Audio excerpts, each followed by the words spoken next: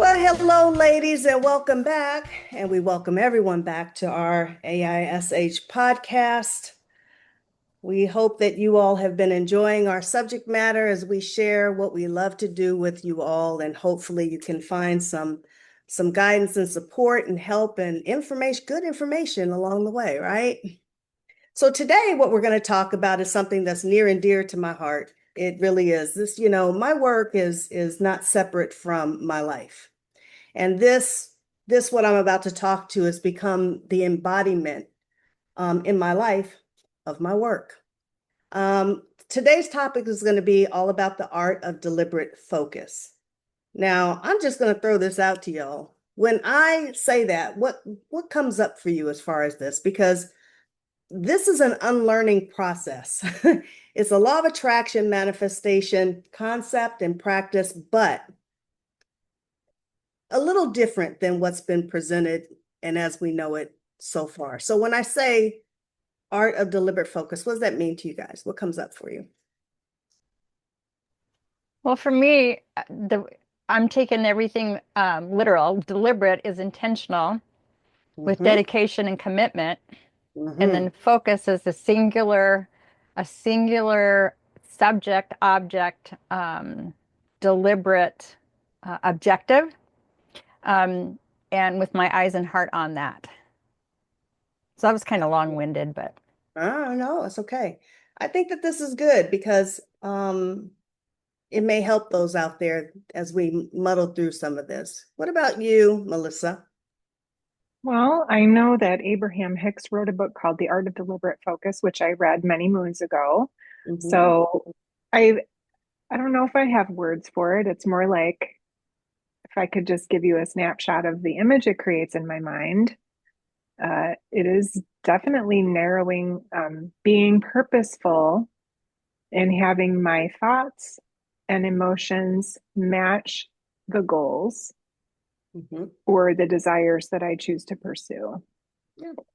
and not letting my thoughts get hijacked by reactions and being more purposeful in my responses to those things. Exactly. Now, the thing about that is it's easier said than done. That's the hard part, right? So this has become a major focus of mine and something that I teach a lot about because I'm a psychic medium, I'm a channel writer, and I channeled this book called The Seven Universal Truths, The Path to Peace and Prosperity. And 10 years ago, Spirit told me, or the collective consciousness that brought this information through the council told me that they were going to channel this work through me and I would become the living, breathing testimonial for it so I could help and it would transform my life and so I could teach others. Okay. So this is why it's become a part of my actual life, is how I live life now. And Melissa knows I've changed a lot in the past year. So it's been my fine tuning aspect. So it's something that I like to talk about. So what I'm going to talk about today is foundational to my experience as well as my channel writings. Okay. So in that vein, in that spirit, I'd like to talk about some of the universal truths that they talk about as the unlearning that they support of the many limiting beliefs that we all carry around with us as a result of traditional religions, indoctrinations, as well as societal indoctrinations. Okay. Now, the unlearning is because it's been a little problematic how we have all been conditioned. And it goes against us manifesting the life that we came here to manifest. We are all universal truth number one, God in human form. But many of us would feel that that's a bit blasphemous to even say out loud, wouldn't you say? I mean, we're coming along in a different sort of thinking, but for me, as a Reformed Catholic, how dare I think that, right? Because there is really fostered a gap from me to source. I've been conditioned that I need an intermediary, right? That I am flawed, I am a sinner, so I need that in order to facilitate a real connection, true connection. And only people of long time ago and prophets, the chosen ones, can access that kind of direct connection. Would you guys say that that's kind of true from most traditional religions? Well, no. We're all God in human form. And so we are that connection. It's our birthright when we come into our life form. Not only that, but this book is all about self-empowerment too. It's about how we created our plan, our life, even the meat suit that we came into being with, as a vehicle for us to navigate this life in accordance to what our purpose is. Is this making sense so far? Okay. You guys will keep me on track. I know you will. So the first unlearning is to understand our power, that we have that connection, but not only do we have that connection, but we plan this little tea party of a life that we're living. And so we, along with our desires, dare we say, we came with them because we were meant to have them. So if we wake up every morning thinking and acknowledging the fact that we're God in human form, doesn't that feel expansive? It's because when you feel expansive, that's source energy validating your truth. Those things that are contractive means we're out of alignment with our truth. That's our spiritual shorthand. That they gave us our emotions in order to let us know in pretty short order if we're in or out of alignment. So expansion means yes, that's you. Contraction, no. So dare I say, thou shalt not. Does that feel expansive or contractive to you? Yeah. Not true. Man-made. Okay. And let's just be truthful. I mean, a lot of it's for control and fear. Fear for control. So there's only love and fear. You can't have both. Two can't exist together. And really, universal truth number 2 is that love is the answer to all things, unconditional love. All right. So the first unlearning is we're all God in human form, to really just give space for that. Because that begins the process of you beginning to lean into the plan of your life that you came here for. If you are source in human form, aspected here, signing up here to come to discover your God sense through challenge, which is what the life experience is for, we come here to figure it out, to sign up for the challenge of figuring out that we're God in human form. Melissa, you've been in my life coaching class, and a lot of this spiritual law that I have written about and that's channeled through me has come through in that class. And we often say that we teach our clients that we're all diamonds. We're born winners. The sperm got to the egg. We're all winners, right? So we start out a winner. And we're all diamonds. And when we experience challenges, they can become tough, and we can begin to, dampen our light begins to become dampered. Have you ever met a toddler that's not just joyful, barring gas or hunger or a wet diaper? They're just joyful beings. That's because life hasn't gotten their claws into them. That's how we started out. We all started out as diamonds, but then we begin to have life happens, and then the emoji poop starts to pile on the diamond. But it doesn't mean that we're not diamonds. And diamonds become more valuable when they are put under pressure and become faceted. That's where their value increases. That's a great metaphor for us in our life. And nothing that happens to us is meant to be asserted against us. It's not meant to make us smaller or think we're smaller than who we really are. Wake up every morning reminding yourself, I'm God in human form, and go and kick ass in life. This is the first part of the unlearning. Now, also, we are all energetic beings. And the other unlearning is to realize that we are far bigger than this human experience. This is a blip on the radar, a blip on the radar. And eternal energy that we are merely having this lifetime. So it's almost like instead of thinking that we're humans first from that big lens, and then with a soul someplace out there that's intangible, the opposite is true. Flip the script. It's like imagine us as being our soul being a hand, and this life experience is like a little freckle, little bitty blip in your human experience. So this all goes to the unlearning that's going to filter into making it easier to establish deliberate focus. Okay, so I'm kind of setting the stage here. So stick with me for a little bit, okay? Because I'm getting there. So let's talk a little bit about the fact that we're all energy. Energy out is energy back. And this is why where you place your focus is so important. Thoughts become things. Everything starts, or nothing can start without a thought. Nothing can be created without first a thought. And that's both positive and that's negative too. So it's very, very, very, did I say very important where we place our thoughts. And a great way to manage that is to think, is to be an observer of your thoughts, of your internal narrative. Because everything that you think, that you give it space for 17 seconds, you begin the process of creation. You have 17 seconds to rein that back. But you want to think, do I really want to buy that and bring it home? Do I want to buy that and bring it home?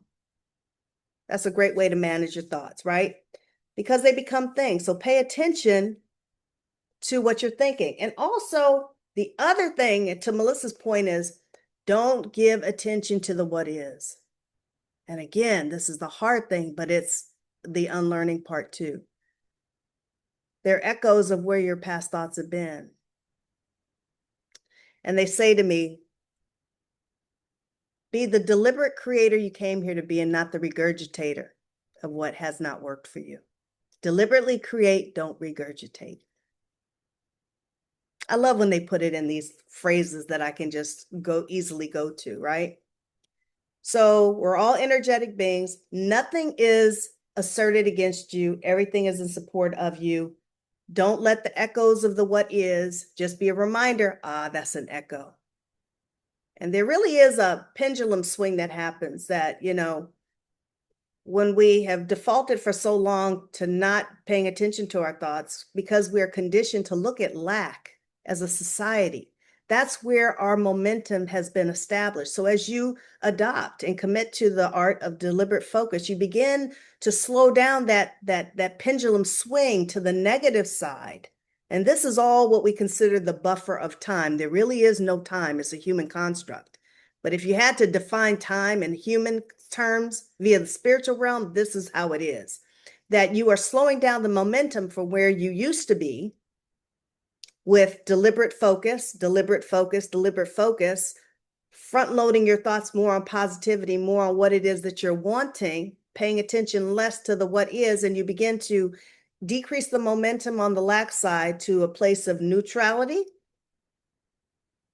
And then you begin, as you begin to focus more and more and more, you begin to build the momentum more on the positive side. And that's where you begin to see experience show up in your reality. It's law. It's the law of energy, because we're all energy. And you are harnessing literally the power of your limitless creative manifesting ability through the art of deliberate focus. It's a disruptor pattern. When we know all about that as hypnotherapists, right? It's uncomfortable to do. Here's the beautiful part about it. The more you do it, the less discomfort you have doing it, and then you just begin to do it. There is a tipping point that happens. Short term, not so good feeling is you always have to redirect yourself, right? Short term gain, you feel better. Long term benefit, you start establishing peace. real peace, and you begin to manifest more of what it is that you are desiring. Another universal truth: you're meant to have all you desire. Only thing that keeps us from it is our limiting thoughts, and why this is so important. And maintaining that spirit of a toddler that keeps falling down as they're learning how to walk joyfully, because there's no quitting a toddler. They haven't been taught that. It's the first and last time that us as humans have been unconditionally loved and supported, cheered on for our failings. It started and stopped there. So Spirit says, maintain the spirit of the toddler, and you will reach all of your desires. Just keep going. And even when you have a redirect, a pivot moment, or things don't work out the way you think they do, that they're supposed to, truth of the matter is we can't imagine what we've planned for our life. And sometimes those doors need to be closed so a better one can open. And that's what's happening. And when you know that, and you begin to adopt a spiritual perspective and not looking at your life through the lens of our little puny, small, limited self, you begin to open yourself up to bigger things and a bigger life.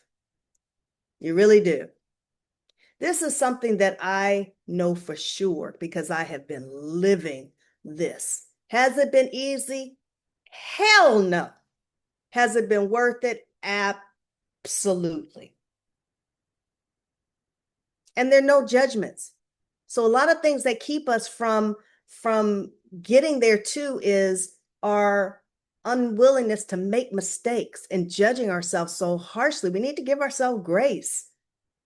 Make it okay. Make it normal to fail your ass to success. That's freedom. That is true freedom. That and the peace that you establish from doing this. What do you guys have to say about that? I'm going to give you a couple of examples too of how this has actually worked in my life in pretty profound ways. Because man, it's really cool when you begin to see things, how the process really works in your life. What are your thoughts so far, ladies? I love hearing this. Yeah. I little brief comment is earlier this year, don't remember when, I realized that my thoughts had become very pessimistic. Oh. I'm not a pessimistic person. I don't even know when that happened. Mm-hmm. And I caught myself one day, oh, look at you. So I just started paying closer attention, and that was all it took for me. Mm-hmm. So things are much better now. Life is much more smooth when you do practice deliberate focus. Yeah. I had somebody tell me recently that, because we were having this conversation, one of my students, and she said, you know what? I used to have this supervisor who gave me hell. And then I started realizing, from the work that we're doing, the spiritual law work that we do, that the way my inner narrative about him is he's an asshole. So as long as I keep having that, it was like an awareness point that that's what her inner narrative was. When she switched it, what do you know? He started showing up differently. That's the power of how thoughts become things and how people show up as a mirror to us as to what those thoughts are, and also our level of self-love, also showing us our work that we need to do. Susie, what are your thoughts?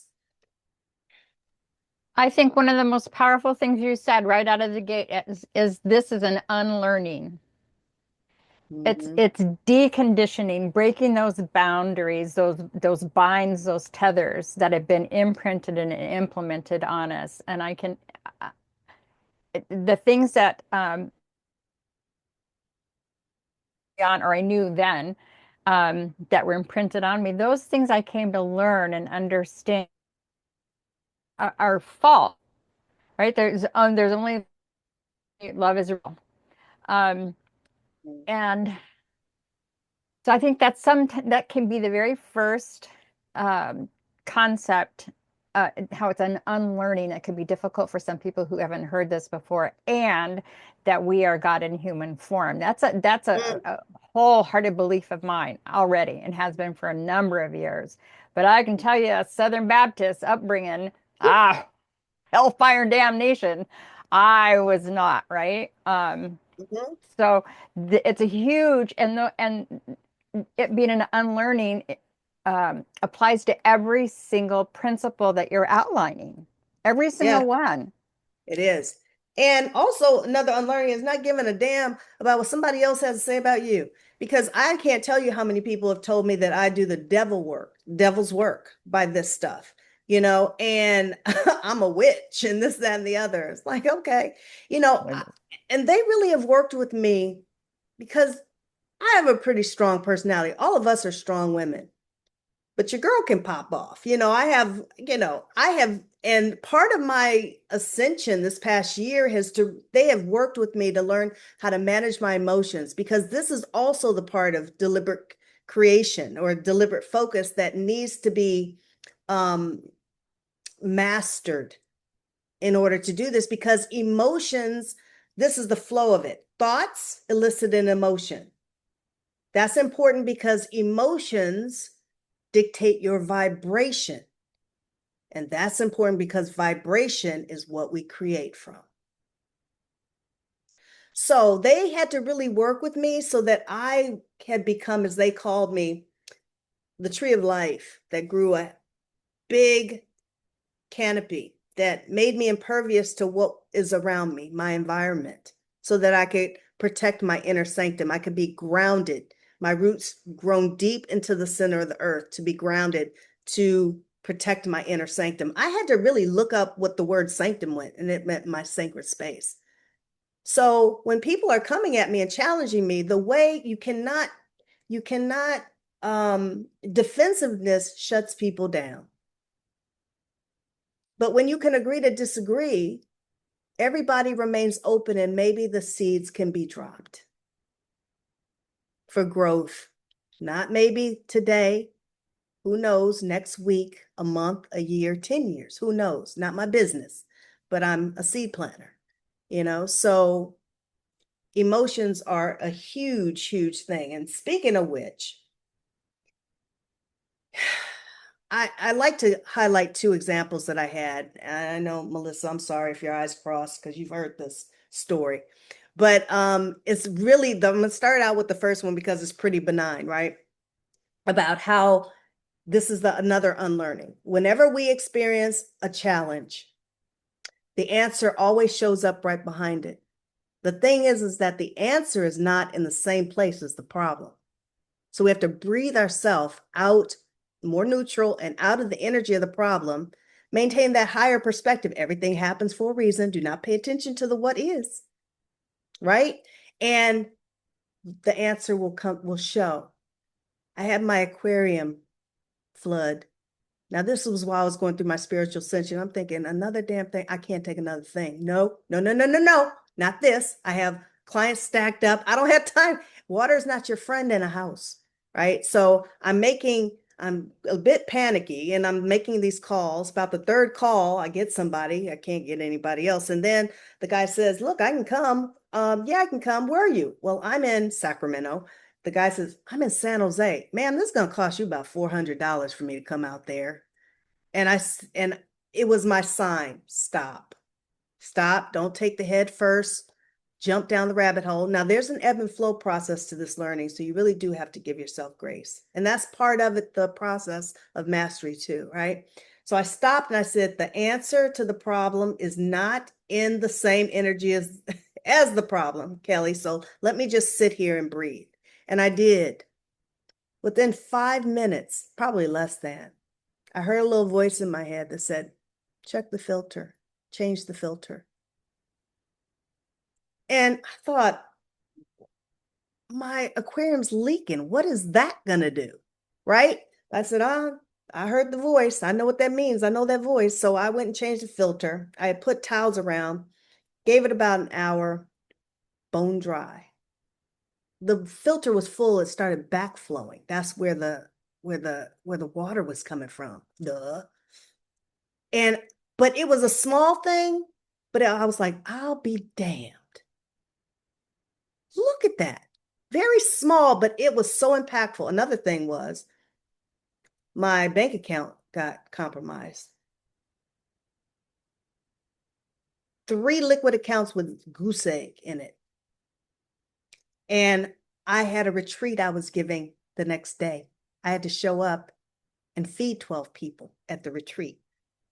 All my liquid. And by the way, when your stuff is compromised, you have your credit cards are blocked too, right? So the bank says, well, okay, yes, you've been compromised.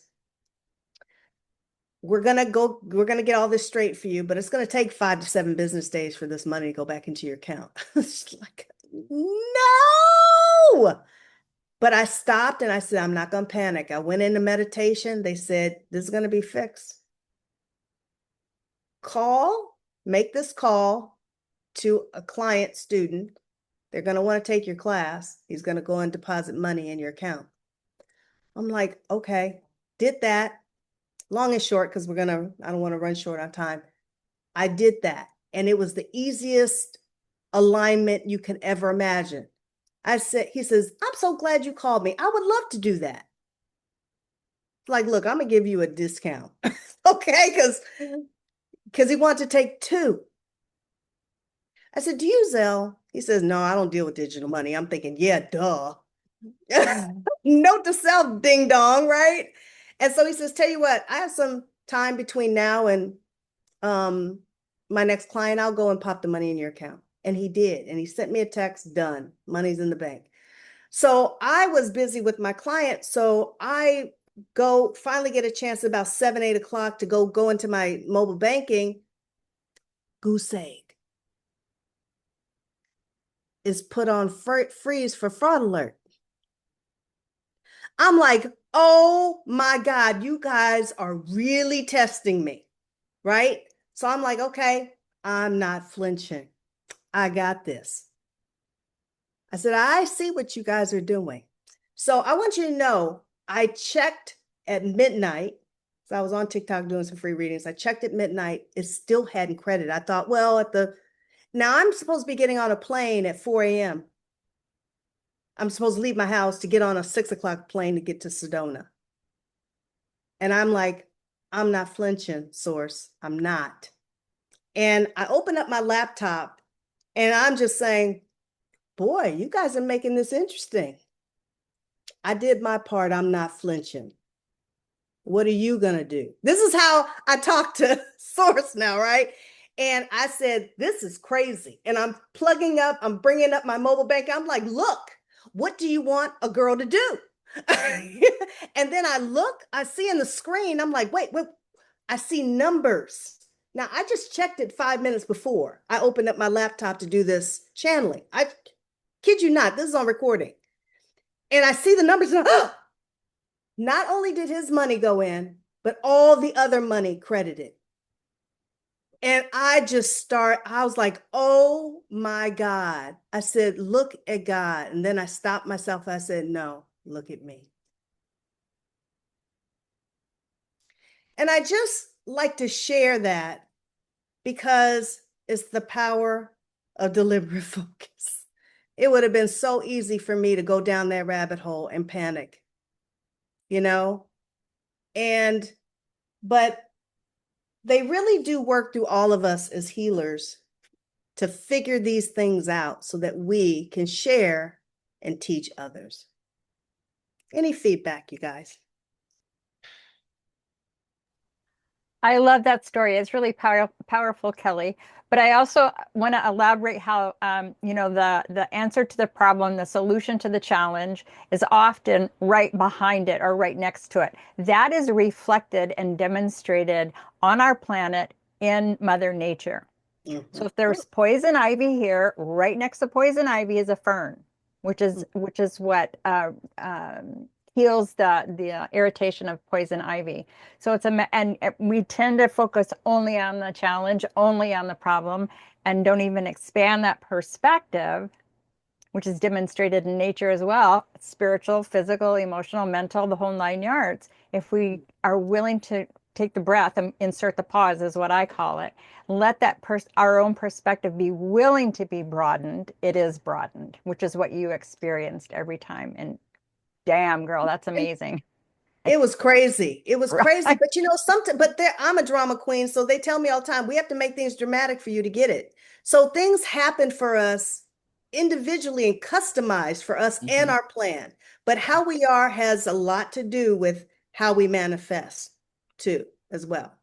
So thank you for letting me muddle through all those two examples, because I really, you know, I'm willing to fall on my swords for everybody else to not have to. That's really kind of how my path is. It's kind of a wild ride. Melissa, I'm sorry you had to listen to those like for the third, fourth, fifth, sixth, seventh, eighth, ninth, They're, 10th. hey, reinforcement is important. Yeah, it is. But thank you guys for listening. It's something that really is special, near and dear to my heart, because I'm still doing this. I'm still learning, and I'm still learning to master. But I always say I may be a psychic medium and I may be doing these things, but we all have the capacity. We're all God in human form and possess our own special brand of magic. So we're here to figure out our special magic. So thank you for you two sharing your magic with me every day. Thank you. Thank you. Thanks, Thank Keli. you. That was Thank terrific. you. That was Thank great. you. See you guys soon. Thank you. Bye-bye.